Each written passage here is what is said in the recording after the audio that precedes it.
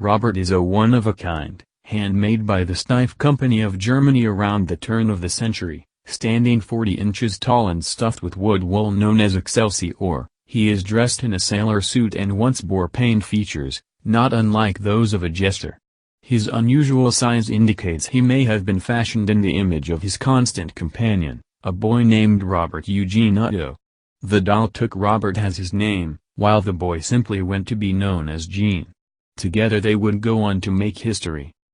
Robert the doll originally belonged to Robert Eugene Otto, an artist described as eccentric who belonged to a prominent Key West family. The doll was reportedly manufactured by the Steiff Company of Germany, purchased by Otto's grandfather while on a trip to Germany in 1904, and given to young Otto as a birthday gift. The doll's sailor suit was likely an outfit that Otto wore as a child.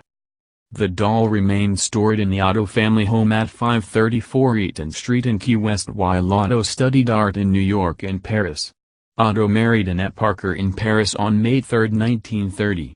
The couple returned to the Otto family home in Key West to live there until Otto died in 1974. His wife died 2 years later. After their deaths, the Eaton Street home containing the doll was sold to Myrtle Reuter, who owned it for 20 years until the property was sold to the current owners, who operate it as a guest house. In 1994, the doll was donated to the East Martello Museum in Key West, where it eventually became a popular tourist attraction. It is annually rotated to the old post office custom house in October. According to legend, the doll has supernatural abilities that allow it to move, change its facial expressions, and make giggling sounds. Some versions of the legend claim that a young girl of Bahamian descent gave Otto the doll as a gift or as retaliation for wrongdoing. Other stories claim that the doll moved voodoo figurines around the room, and was aware of what went on around him. Still, other legends claim that the doll vanished after Otto's house changed ownership a number of times after his death, or that young Otto triggered the doll's supernatural powers by blaming his childhood mishaps on the doll. According to the local folklore, the doll has caused car accidents, broken bones, job loss, divorce and cornucopia of other misfortunes. This all because people took photos of Robert the doll, never asked for permission from the doll itself, or people had mocked the doll to her. The doll got revenge by cursing those for the mocking him. Robert the doll has thousands of letters sent to him every day from people who have apologized to him for either the mocking or the photos they took without his permission. People have even sent the very photo they took back to Robert in hopes that Robert would lift the curse he put on them.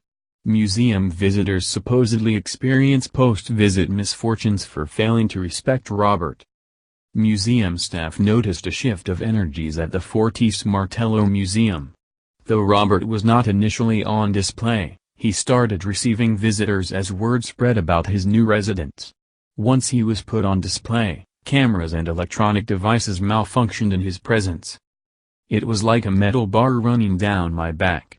At first, when we walked through the door, the look on his face was like a little boy being punished.